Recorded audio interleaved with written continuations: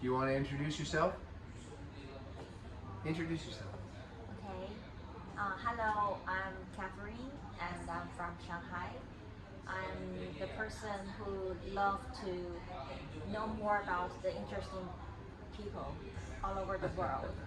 I think I found I am the person who loves to make friends, interesting friends, because I'm curious about their story. Right. And finally, I found that the friends around me are the person who really do good things for the society, and no matter it's art or handcrafts or like the professors. And I think this world is so interesting because there are so many great people like you in this world doing the magnificent things. Well, I wouldn't say I'm magnificent. You're magnificent because, first of all, we've had a very nice time today. We're at a show at a Web3 conference, a lot to do with DPIN, Decentralized Physical Infrastructure Networks.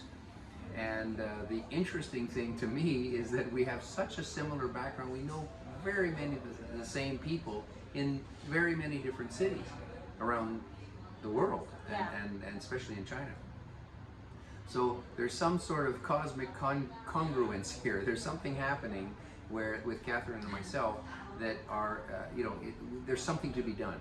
And I think that what we're seeing is this ConscienceLAND concept, the ConscienceVERSE, and the ConscienceLARP, L-A-R-P, live action role-playing game, in the DPIN world, which DPIN again means the decentralized physical infrastructure network, right? This is sort of a buzzword, but we're starting to see that not only is it a good buzzword and an interesting buzzword, but it is a practical thing, because the idea behind what we're doing is moving, first of all, building up our friends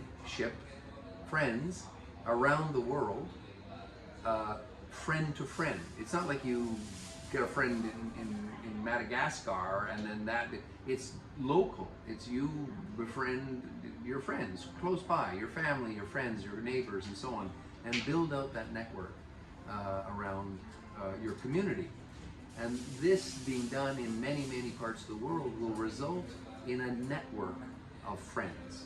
And we even are introducing a token that will facilitate, even though it's able to be done without tokens and blockchains and all the rest of it, we can do it. We've been doing it for thousands and thousands of years in our own society.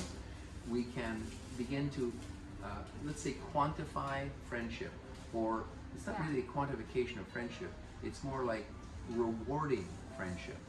When people act like friends, giving tokens forward, involving them in their lives, then they are clearly rewarded because there's a digital token associated with it. Yeah, I think this program is very interesting and unique because before I thought friendship is kind of feeling, right? You cannot say it accurately, but when I listened to a project and I thought it is wow, and I'm so curious. So could you please tell me more about your program? About the program, okay. Yeah. So, as I mentioned, you have to excuse my voice. I've got a bit of a cough and it's been a long day. We've been talking and we've been at conferences and so on. So, the general idea is that in the ConscienceVERSE, we have ConscienceLAND. ConscienceLAND is the Earth, the entire Earth. 57 trillion 3 meter by 3 meter squares. Imagine a big game board on the Earth. 70% of it's water and ice caps and so on, but the rest of it is where we live. In the deserts, in the jungles, all over the planet. So this is the game board, these 3 meter by 3 meter plots. So imagine we build online our friendship network, but then we move that friendship network offline in communities to do things in that community. So we make sure that we're sharing the knowledge of what needs to be done, and this is done through, for instance, we call it Chat SDG. We use the large language models, ChatGPT, to query, to ask questions, to prompt what should we do on these Gaia plots? What should we do on these 3 meter by 3 meter areas in whatever area? In the jungle, on the desert, in your backyard, you know, wherever it is, on a beach that happens to have a lot of, you know, bottles floating up on it, or you're going to repair a coral reef, or you're going to plant trees. What is it that needs to be done? That's the AI component of the ConscienceLARP, live action role playing game. So that's done online, and that's done amongst friends. People get together. What we do offline, which is the DPIN part, the decentralized physical infrastructure, that's like the physical land and the infrastructure on the land, and our connections and what we call embassies, which are actually recycling machines. They're like a sustainability ATM, you know, a place where you can gather locally to recycle bottles, yes, but you can also meet people or validate that you did something on a nearby plot, you know, within a certain radius of this machine, and that machine is not moving. That machine is sitting next to a bunch of vending machines selling pop bottles, but that is like it's like an anchor in your community. It's just a machine. It's like an ATM where you get money out of it, but in this case, you're getting tokens. You're doing good, you're getting rewards. You're telling people what you're doing through your own social media apps, but they connect with this terminal to validate that you're actually in that part of the world, you're actually doing the work on those validated plots, or NFT designated plots, and you're actually the person in the social media video, live stream. So this is the very important point, is not only is it validating that this is honest and accurate and truthful, but it's also sharing the message with social media. So people out in the social media world, could be halfway around the world, they see what you're doing, and they can either join you. Maybe you're going to do it the next weekend or something. You're just showing them what you're going to do to clean up the beach. So they can choose to join you or support you. Yeah. You know, what you would do in normal life anyway. You don't need a token, you don't need an app, you just talk to your friends and say, we're going to go and clean a beach next weekend. You want to join us? Oh, I can't go, but here's some materials, or here's some money to buy some food for you guys, you know, when you're hungry. Like, that's how we work in society. We help each other to do the things that need to be done. So that's pretty much it. What we're doing in ConscienceLAND is really, it's like a meetup app. You know, it's meet up offline, do good in the world, be rewarded for doing that good. You own your data. When you do the beach cleanup or you plant trees, every one of the plots that you have registered as an NFT that is representing that plot has the data attached to it. In other words, the tree grows successfully, or it's not watered, or it rains too much, or there's a flood. Whatever data, whatever information happens on that plot is yours, because you took responsibility for it, so you get the benefit of it, right? And what's the most valuable thing in the world today? Data.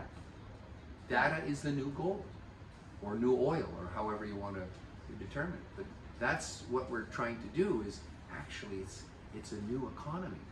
It's a new economy. Yeah. Wow.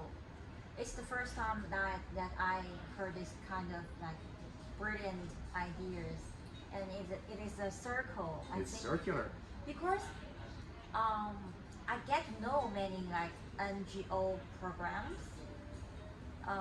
They have many like supporters, but I found it's difficult for them to approach the same community, right? So many people, they want help, but maybe at that day they don't have the time, but they have the materials like you do. Mm-hmm. So what we need is that we need to like design a system or a program that everyone in the community, like a DAO, they can provide some help. And also they get a benefit, right? Yes, yes. There's a responsibility. You're taking responsibility. Remember the ISR, individual social responsibility. You're taking responsibility for a little part of the world. I mean, multiple 3 meter by 3 meter areas to plant a bunch of trees. You're taking responsibility for that. Yeah. Now, if you plant the trees and then you ignore them and they die, that's not very good data. Your friends are going to say, what are you doing? You got us to come down and plant the trees with you, and you know, but then you didn't look after them. You didn't invite us back to water them. Like, Yeah. like what are you doing? Like, we didn't do this for just a joke. We did it to heal the earth. And in the process of doing that action of healing the earth, we're healing ourselves.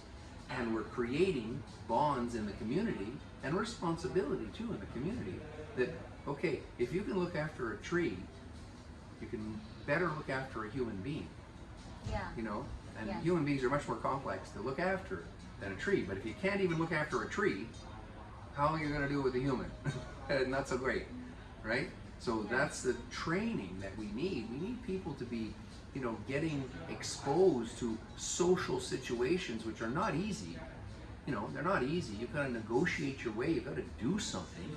You know, not just look great. You know, you have to also do something in the world, not just pose and buy a brand name image of somebody else. No, you've got to be you. You've got to do your thing and show your, you know, we'd say, yeah, you show your own skills to the group. Let the group judge you, you know, by your actions. Be judged by your actions, not by your talk, by your actions. And I think it's also for a young woman and, you know, boy-girl stuff, it's fantastic because you'll see how those young men act.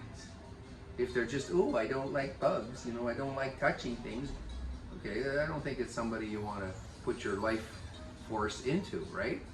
But if there's someone who says, okay, look, I'm here to help, roll up my sleeves, and okay, what can I do? What's the first thing you want me to do? Or here, let me help you do that. Let's get those trees out of the basket and make sure they're in the, like, you want to find people in your community who can lead. And how do you lead? You lead yourself first. That's where leadership comes from. Self-leadership. You can't lead anyone else unless you're able to lead yourself. And that's what we're talking about.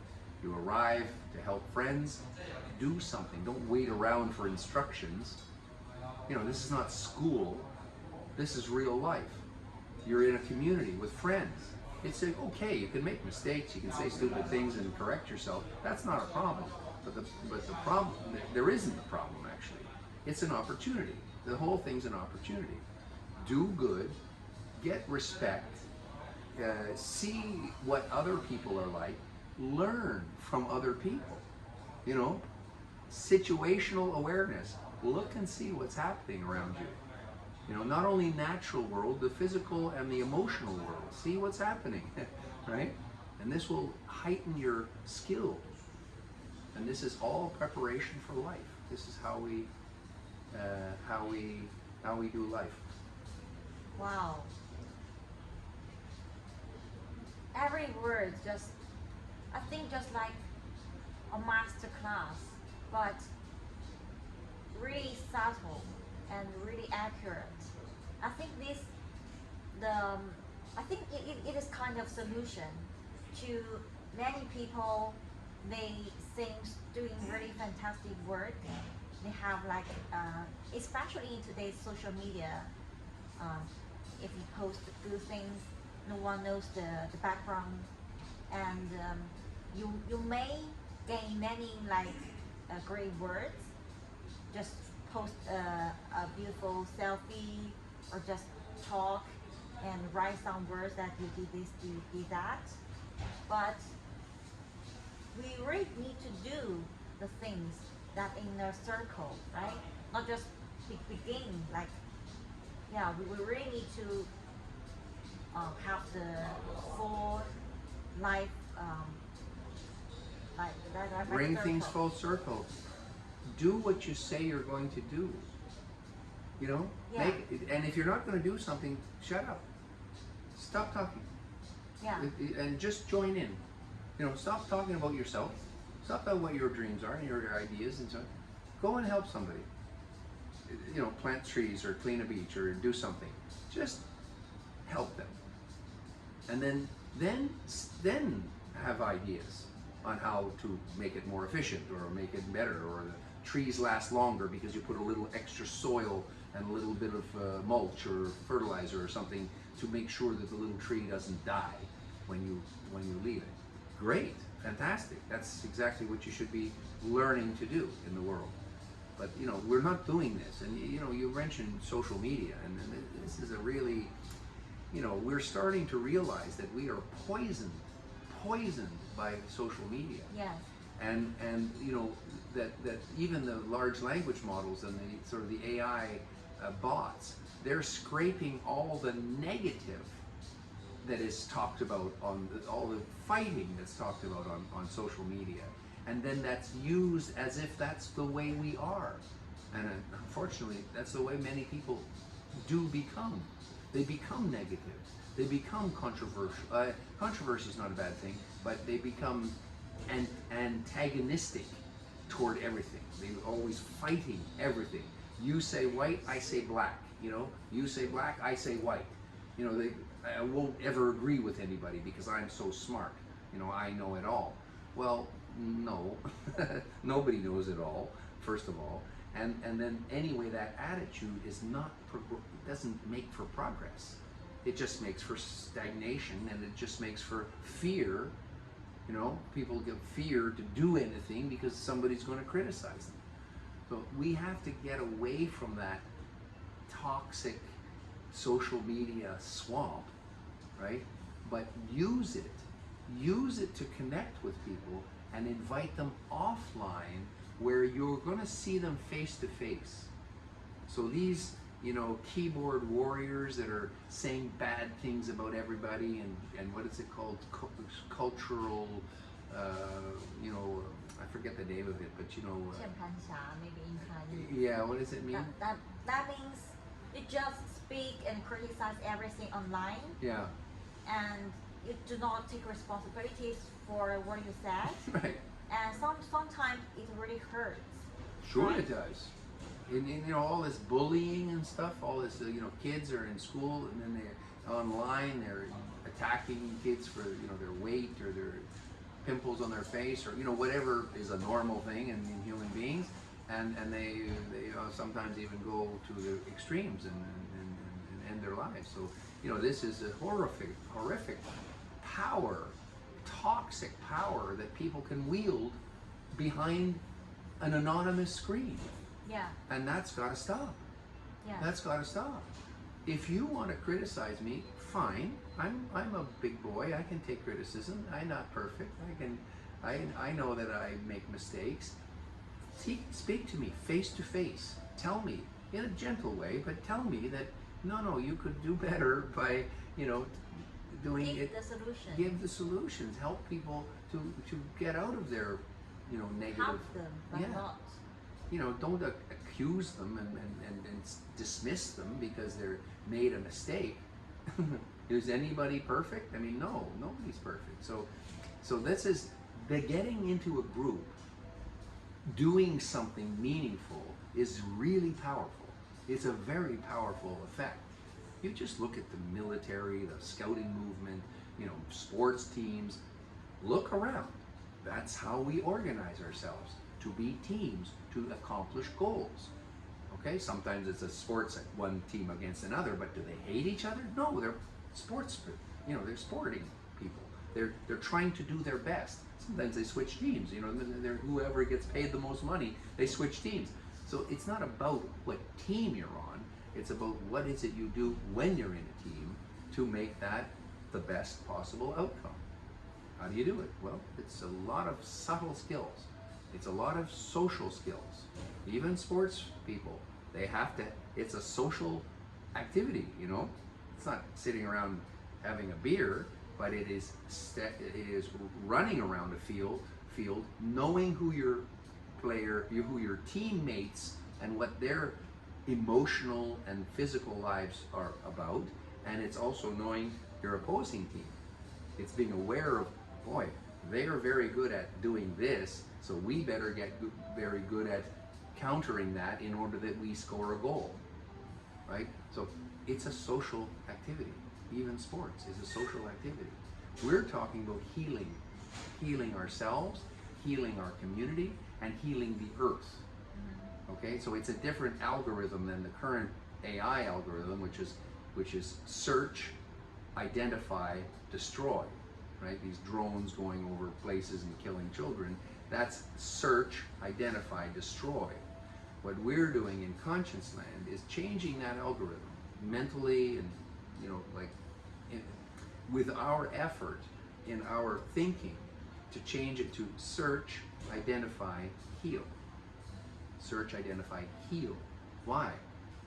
Because that's the only way we're going to survive this. It's the only way we're going to make it, is if we begin to heal ourselves first. It's a DIY project, do it yourself, you got to heal yourself. And then you heal, by the virtue of the fact that you're healing yourself, you are healing your relationships with others. So that's your community. You're healing yourself, you heal automatically your relationship with people around you. Then your healing of the community, when the community is on a healing path, they're not dumping toxic waste into the river, they're not breaking the tree limbs and kicking the dogs, they're not doing that. Why? Because inside they're not doing that. And so the reflection of what's inside becomes the community, and when the community is healing itself, it's healing the earth. It's harmonizing with the real world, the world of air and water and food and shelter and safety and all the things that we need.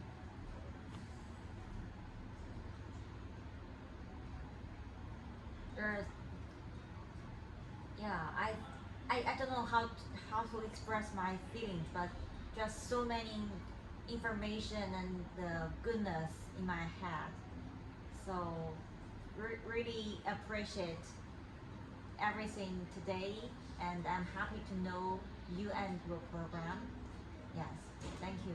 Well, my pleasure. I guess I'll just finish off by saying the way we're going to build this network of friends is through a meme token. It's really a token of friendship. This meme has been around for, I think we calculated, about 18 years. I've been sharing this with people for a long time, many years.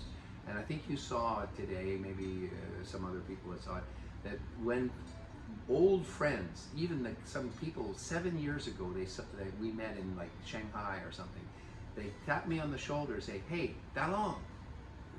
Yes? Whoa, hi. They go, they remember the three fingers, Jinji, Shou Hui Huan Jing, Tian, Di, Ren, He. They remember it. So that's cool. That's like 7 years later, 10 years later, they remember the symbol, the meme. That's a meme. It's a symbol that has meaning, right? So is it cool? Yeah, it's pretty cool. And now we're sharing that with the world, not just person to person, but we're sharing it with the world through a digital token. So it doesn't replace friendship, of course. It acknowledges friendship. Yeah. It says, I like you. You're a friend. Please take these tokens. Keep one if you need one for a transaction of some sort, or an entry to some activity that we're going to have in ConscienceLAND. But the rest of them, pay it forward. Give them to your friends, and then ask them to give them to their friends, and build the network in this way, friend to friend to friend. Not everybody has to know everybody, but there's only approximately 6 degrees of separation anyway for everybody on the planet. Yes. So that's not the issue. The issue is your friends. Do your friends respect you? Do your friends feel friendship toward you? Or is it just something you wish happened? Well, we can move it from wish to action. That action of giving gifts to people is a very powerful action. It works. Yes. It works. It's always worked. And if the friends who have the same NFT and they can build a community. And the NFT is like the ticket, right? It's like a ticket. And it is the proof that you have a relationship in someone in this community, and That's right. you are acknowledged by this community. Wow. So. And also remember the plots, the Gaia plots. These are also NFTs. So these are, you don't own the land beneath it, most probably. You don't own the land or the sea or the ocean or the ice cap. You don't own that, but you own the responsibility. We call it stewardship. You own the responsibility of looking after it. Okay? So when you have the responsibility of looking after it, you also receive the benefit of the data. The data is valuable. Yeah. And we say V to S. Look at that, there's always three fingers, right? Yeah. V to S, value to society. What is your value to society? Well, this is a big question for a lot of people. I mean, Yeah. you ask them and they actually don't have an answer, which is kind of pathetic. You know, they don't have any value to society. They're not doing anything for anybody else. They just me, me, me, me, me, me. They're just taking, they're grasping, they're grabbing, they're just, you know, taking, always taking. Greed, you know, their greed is good, 1980s, you know, like all of this sort of mentality, it's glorified in Hollywood and stuff, but it's really crap, you know, it's not the way to be. Nobody likes greedy people. Nobody. Yeah. Nobody. Even greedy people don't like other greedy people. You know, Yeah. they want all the greed for themselves. Like it's a really not a good thing. So can we avoid that? Absolutely. We can absolutely change that around. Because the greedy people, once they begin to be treated with any kind of respect, not for their greed, but for the good actions that they do on their Gaia plots, okay? When that Gaia plot starts to flourish, when the trees begin to grow, when the beach is clean, and it's cleaned regularly, so that because the bottles keep being thrown in the ocean, so it's really up to us to keep cleaning the ocean. If you're cleaning the beach every week with friends and so on, what are you going to say to somebody who just threw a bottle into the lake or into the ocean, into the river? What are you going to say to them? If you spent the summer, you know, cleaning the beaches, what are you going to say to someone who is undoing the work that you do? What are you going to say to them? Stop it. You're going to say, hey, buddy, stop doing that. I'm looking after them and I'm benefiting from it. I have an income. I'm making a life from healing the earth. And in one way, you're actually providing me with employment because, you know, it's your bloody garbage that is being thrown into the river that's, you know, coming up on the beach that I'm cleaning up. But I don't want to do that anymore. I want to move on to a clean beach and I want to move on to something else. My job is not to spend my life cleaning up your mess, the mess that you're making. And you know, I'm giving you a small example, but if the society begins to think this way, it's not magic, it's not going to go away overnight, but I think that people will begin to be aware that they're really, you know the word pariah? They're really not looked upon very well. They're looked upon as evil. You know, the ones that are polluting and not caring and kicking the animals and you know, being annoying, you know, and being destructive in their lives. Other people are going to say, hey, stop it. Stop it. Just stop right now. Stop. Because you're affecting my life. I'm working hard and for my family and for my friends and for the people I care about, I'm working hard to make the earth flourish again.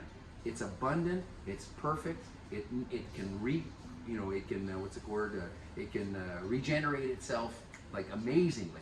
Earth is an amazingly powerful engine of life, as long as we give it a chance to do that, right? So that's the ethic that I think that we can create in ConscienceLAND and by citizens of ConscienceLAND. The citizenship in ConscienceLAND. Last thing, I want to share with you how to share citizenship in ConscienceLAND so that you are already a citizen, but you know, people who would watch this, they can do this with their friends. So there's 3 questions, okay? Number 1 question, do you have a conscience?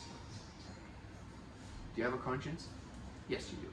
Everybody does, okay? So check mark. Do you act on your conscience? Do you take action on the things that you know you should do? Yeah. Okay, yes, I think you're saying yes because, you know, you do generally, but none of us act on our conscience all the time. Yeah. If we did, we would be in jail. Okay, so you can't act on your conscience all the time because So you choose. well, you choose, but also our society, the way it is structured now, it doesn't allow us to do so. We can't operate on our conscience. We will find ourselves in trouble. Yeah. Is that right? No, it's very bad because we should be able to act on our conscience. We know what we need to do that's right. Of course there's criminal people and psychopathic people. Yeah, let's identify them and keep them from hurting us. Keep them from hurting our families. But you have to identify them and say that they're a problem and keep them away. That's part of life, you know. You don't give them, invite them into your home. You keep them away from harming you. But you also have to do the work to make this happen. So the general idea is, do you have a conscience? Do you act on your conscience? And the third one is, do you serve your community? Do you help anybody? And the answer typically by people is, I try. I'm not perfect. I try to help my family and my community and do good things, but I know that I don't do as much as I should. Is that fair? Most people don't do as much as they know they should help more. Am I right? Yeah. Yeah, people think, okay, you've asked me a question, do I serve my community? I'm thinking about it. Do I serve my community? And even the fact that you're thinking about it means you're not doing it all the time. Otherwise you'd answer, yeah, I do this, I do that, I do this, I do that, yeah, I do. And there are a few people in the world that are like that. They are doing all the time helping the community. And that's fantastic. We need more of them, right? They're a good model. So that's the 3 questions. They're very simple, right? Do you have a conscience? Do you act on your conscience? In other words, do you take action on the ideas and the intuitions that you have and the decision making you have? And do you serve your community? Yeah. And so bingo bongo, you're a citizen of ConscienceLAND. Now with citizenship, as a citizen of ConscienceLAND, remember there's no borders in ConscienceLAnd. You're a citizen of maybe right now a country, you know, wherever in the world, but countries only exist on paper, and the borders and the barbed wire and the guns and the jails. That's the physical world. Yes, it has borders, but are they real? No. The birds fly over them.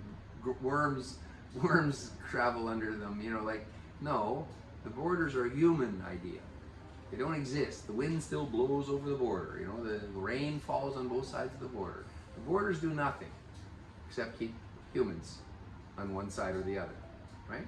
Yeah. So in ConscienceLAnd, we have 3 affirmations that go along with citizenship in ConscienceLAnd. The first affirmation, which affirmation is like a promise to yourself. The first one is, have you ever heard of the Hippocratic Oath? Hippocrates was the medicine. You know, the Hippocratic Oath is the oath, the promise. I do no harm. I do no harm. I don't intend to harm. That's like a doctor doesn't do the things that a doctor does in order to harm the patient. No, they do something to heal the patient. They don't want the patient to die. They're a lousy doctor, right? They want the patient to live. That's the opposite of damage. It's the opposite of toxicity and so on. So I do not, what did I say? I do not harm. I do not harm. That's the first affirmation. The second affirmation is I do not fear. I do not fear. Now that's a hard one for a lot of people because we do fear. Sometimes religious people are very adamant about, oh yeah, I live in fear. I live in fear of God. And if that's their belief system, you know, that's their belief system. I'm not telling them how to think, but I would add to them, to their thinking, that I seek to understand. You know, I do not fear is that we shouldn't fear the irrational fears. If there's a tiger following you and about to jump on you, yeah, that's a good reason to fear. That's why we have, you know, our systems. The reptilian brain is there to get fight or flight. That's why it's there.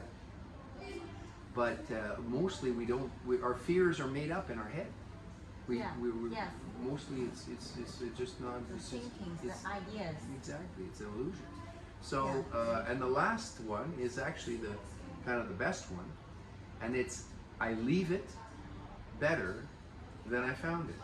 So I'm hoping our conversation here, I'm leaving this conversation better than I found it. And if we apply this principle, this affirmation in our own lives and in the lives of others in our community, even of a small percentage of us on the world, do that one thing, leave it better than you found it, that would improve our lives immeasurably. We would begin to see the world heal. We would heal it ourselves, leaving it better than we found it. We would heal it so it was healthier than when we found it. And many people doing that. I don't mean everybody, because that's not realistic. But even a small core group, you do that, other people will see you doing that, and they will criticize themselves. They will look at themselves and say, well, she is an excellent human being. I am not, because I am not doing anything to heal the earth. I am exploiting the earth. I am hurting the earth. I am taking its resources and giving nothing back. So I hope we leave it better than we found it. Could you please explain more about leave the things that's better than we found? So what is that? Well, you know, as we go through life, we come across situations where things have degraded, or things have been broken, or things have been toxified, or there's a toxic situation, and you know, this happens. Just it's entropy. Things fall apart. You know, things. That's the nature of the universe. It's falling apart all the time, and so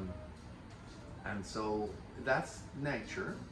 But we can't have everything falling apart in our lives, especially when it comes to food and water systems and you know, the things that we absolutely need to stay alive. If our infrastructures and our transportation systems and so on, if they all collapse, what are we going to do? What are we going to do? What are you going to do when To fix it.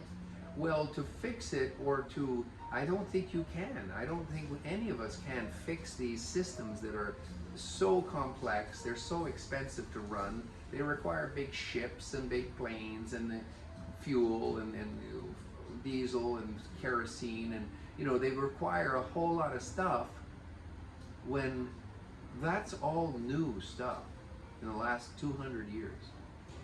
Last 200 years. That's all. We have been existing as communities for thousands of years.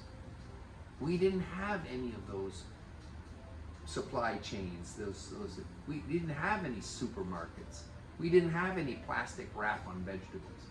Yeah. We had vegetables. They come out of the ground. They're ugly sometimes. They're not perfect, but they still taste good. Yes. Right? Yeah. So let's get back to that. Know where your food comes from. Know how your water system works. Because when the systems begin to entropy, when they begin to collapse out of their own mismanagement, out of their own, you know, just erosion, you know, excuse me. When they begin to do this, what are you going to do? Fix them? No, there's no way you can fix them. They can't fix them. And they have all the money and resources to do it. They can't fix it. So what are you going to do? You have to build a world that you can fix. A world that's within your control, within your capability to improve, to heal. You have to look after the land. Why? Because the land looks after you, right? You have to look after the soil conditions. Why? Because those things won't grow. The potatoes or the tomatoes or whatever won't grow if the soil is dead, if it's depleted. It's got all the little nematodes and so on are all dead because of the chemicals that we've poured on them for years, the toxic chemicals. If we don't have healthy soils, we die. We don't have food. Yes. I don't care what infrastructure, I don't care how fast your ships go, how high your planes fly, how much oil is pumped out of the ground. You can't eat oil. You can't eat planes. Yes. You can't eat ships. But you can eat potatoes. And they grow naturally in the ground, in proper healthy soil, with rain and irrigation and the things that we need to help. We don't really need to help nature at all. But if we wish to survive on this planet, we have to begin to undo the harm that we have been doing. Yeah. We have been doing harm, clearly. And so if we deserve as humanity to even be on this planet, or survive any length of time, and our children is most important. The children come into the world, they have nothing to do with this mess that we are creating. They're innocent. They're just children. They're just little bundles of joy and energy. You know, they're just kids. We should not be putting this pressure on them. We should not be, and we shouldn't be talking about the state of the world to them. Let them live a life of imagination and play and joy and friends and you know, scrape their knees and fall down and get up and have their friends help them up, and you know, make that happen. That's real life. And you get leaders out of that. You get leaders out of what I talked about with the ConscienceLARP, the live action role-playing game. We need to see the roles of leaders, and leaders come from self-leaders. And we all need to lead ourselves. We need to begin to lead ourselves. Stop looking for someone else to tell you what to do. Okay, that's weak. That's weakness.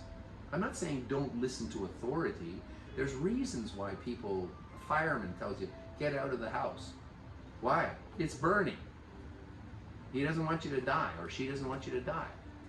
You know? I should know myself if the house is burning. Well, I mean, not in every circumstance. This is the complexity of the world. This is what I referred to earlier about situational awareness. You know, so many people are unaware of how anything works. You know, like, okay, let's use a fire as an example. Because are there deaths in fires? Yeah, many. Many fires in buildings, in homes, in factories, result in deaths. Why do people die in fires? Any idea? They're not aware of it. Exactly right. They're not aware of what to do and what the consequences of what they do will be the consequence. For instance, you know, you could be the smartest person in the world and know you could know everything about your home and how it's engineered.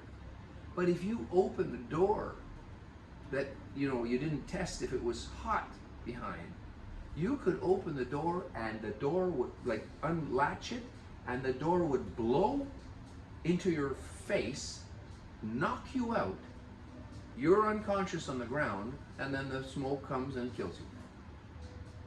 Why?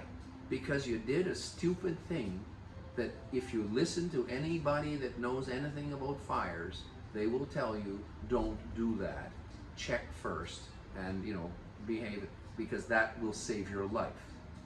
So yes, listening to the right authorities in the right circumstances is absolutely what we need to do. People who know more about something than you do.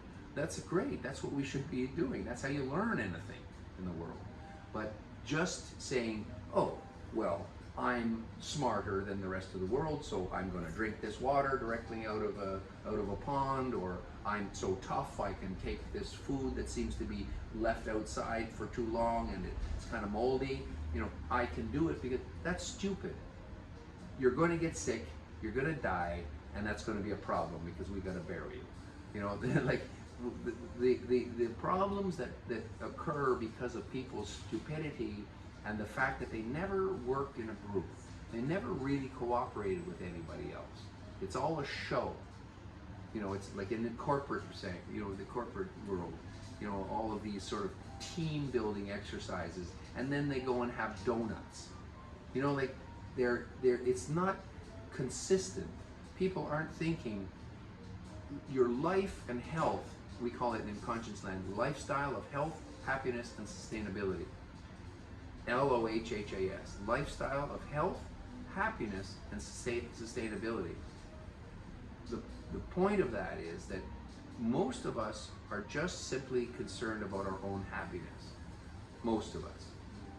We don't really care about our health until we're sick, right? We don't care about our health until we're unhealthy and we can't function.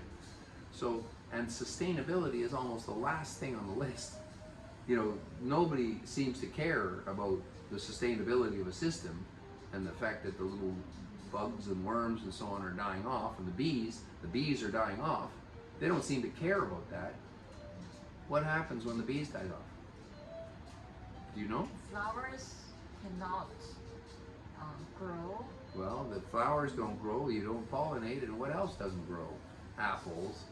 Most, like 70% of the food in the supermarket is from pollination. It might not all be bees, but it's from pollination.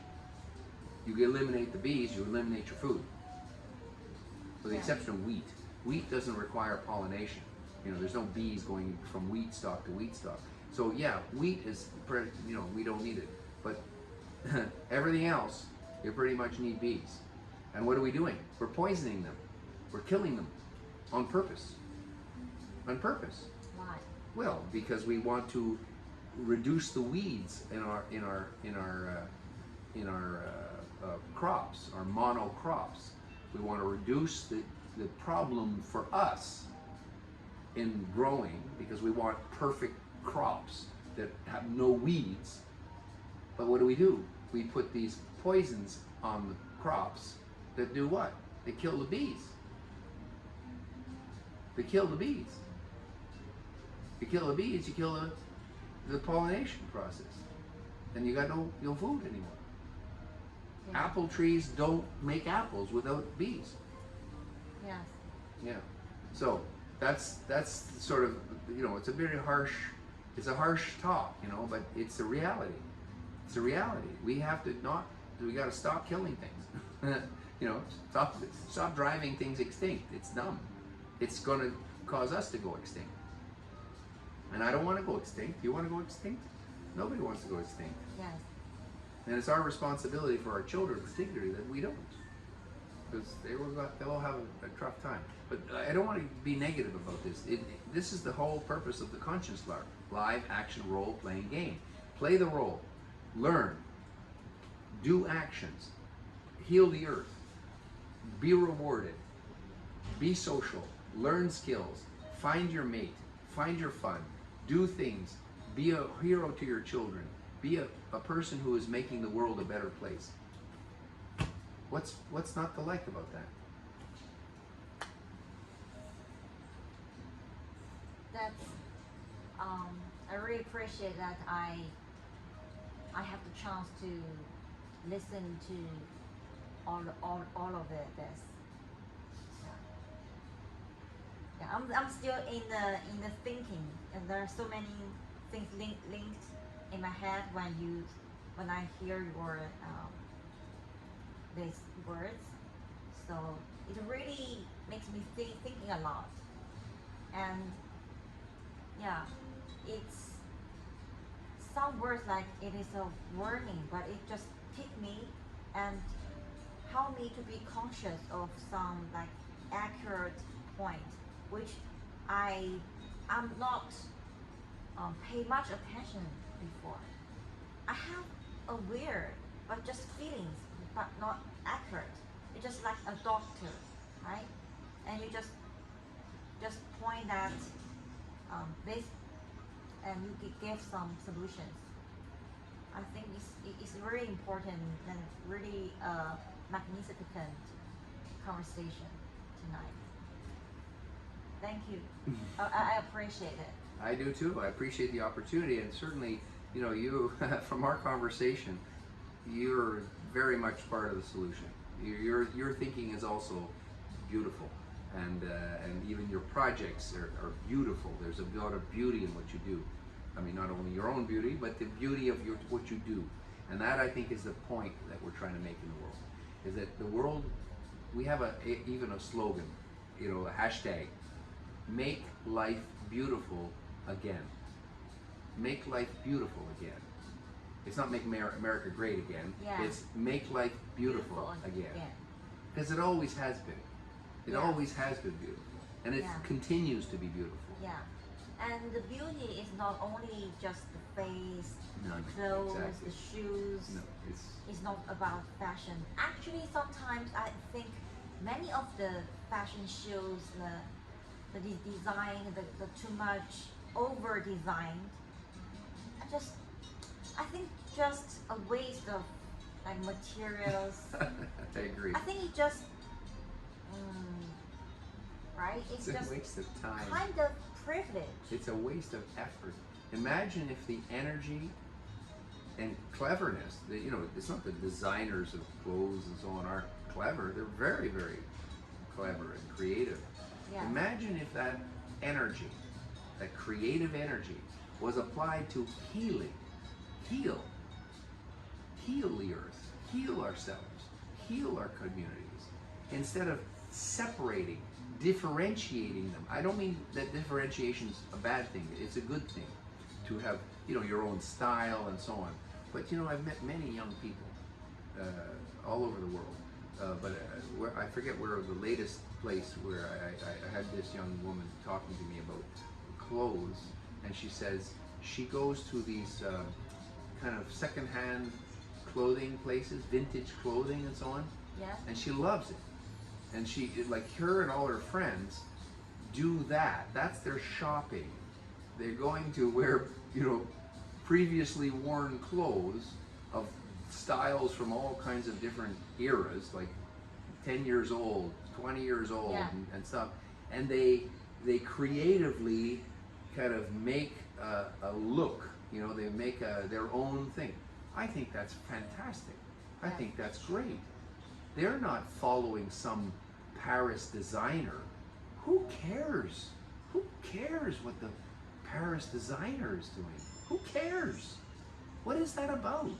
It's beauty, I understand, it's fineness, it's tailoring and so on. Yeah, how about doing that skill yourself? How about you get that skill? How about encouraging an entrepreneur, or we call them planetpreneurs, you know, a planetpreneur in your community, a social entrepreneur. How about encouraging that young person to do their own, you know, fine tailored, custom clothing? Okay, that I'm totally with that. That's great. That's improving the skill of your community. But why are we buying crap? Really, it's crap. From, you know, some super wealthy person who has just got a great marketing team. Who knows how to manipulate you, who knows how to make you feel less than you are. That makes you think, oh, I'm not pretty enough. I don't have the right clothes on. You know, who's very good at that. That's their modus operandi. That's how the business goes. That's how the business works. And because you look at some of these things, and honestly, like, I'm not a fashion, you can tell, I'm not very fashionable, but, you know. I like it. Well, it's thank classic. you. Okay. Old school. Okay, old school and classic. It's like the people I'm telling you about. They go and look in the old shop, and they find. I love that. Like this, right? And is it bad? No, it's okay. It's not perfect, but you know. It's unique. It's unique. Special. And it's special to that person. And I think the person who loves will recognize you immediately from the crowd. That's what I did. Yes. Yeah. And isn't that a good thing? Because you know, a lot of, imagine like the fashion industry. I don't know much about it really, but I have a lot of friends in it. Strangely enough, I have a lot of friends that are in the fashion industry, but many of them, at least one of them, is really trying to do sustainable. She's trying to Yes. make a sustainable thing. But I feel she's still stuck in the old model of, you know, how she's going to market the sustainability and so on. It's not really authentic. It's more marketing. So yeah, greenwashing, you know, that we call it greenwashing. But excuse me. But the general idea is that this differentiation of people, this is a good thing. This means that the kids in school, instead of having all the same running shoes and all the same, well, you don't wear jeans anymore too, probably in school, but when we were in school, you know, everybody wore jeans, right? And I was a weird guy. I didn't wear jeans. For a long time, I didn't wear jeans. People say, what's wrong? No. Jeans. Why don't, jeans is the blue jeans. Blue It jeans. takes lots of water. Ah, and also the manufacture of them is huge. We learned later, but I'm saying it just from the school kids' point of view, right? I wore crazy pants, and you know, I wore big boots for skidoo, for snowmobile riding. You know, I looked like a crazy person, but, and it sounds like a boast, but you know, I was chosen by the students to be Mr. Irresistible, you know, the Carnival King, and all that. Why? Differentiation. I didn't look like all the black hoodie, you know, all the people that all kind of look the same, basically. They look like gang members. They all look like gang members, and they're not different. They're hiding their face. They're like, you know, what's that about? Like, who are you? What are you good for? What's your V2X? What's your value to society? Probably nothing. But it's not because you're a bad person, because you've never been given the chance to be yourself. And I'm not talking about the LGBTQ thing stuff. I'm not talking about that gender stuff. That's another issue. I don't really want to talk about it, but you know, that's another distraction. That's another craziness that's happening in our society. I'm talking about just regular